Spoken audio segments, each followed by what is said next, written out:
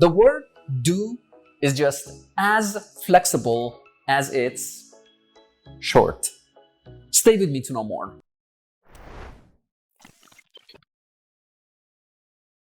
The easiest one has to be due to, meaning because of. For example, the flight was canceled due to bad weather, which means because of bad weather. If something happens in due time, it happens soon enough, or it happens when the time is right.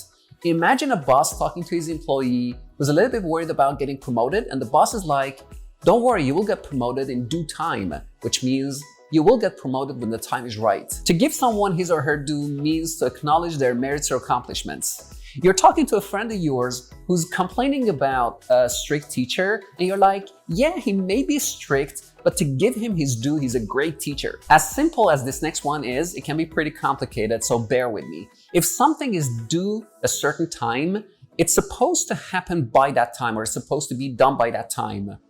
For example, the rent is due next Friday, which means it has to be paid by that time, which is next Friday. Or the assignment is due next week, which means it has to be completed or it has to be done by next week. To pay your dues means to earn respect or a position by hard work, experience, or sacrifice. For example, he paid his dues as a simple employee before becoming the CEO of the company, which means he did it with hard work. He did it with diligence. Please consider subscribing to my channel. Give me a thumbs up and share this video with your friends and loved ones. All the good stuff.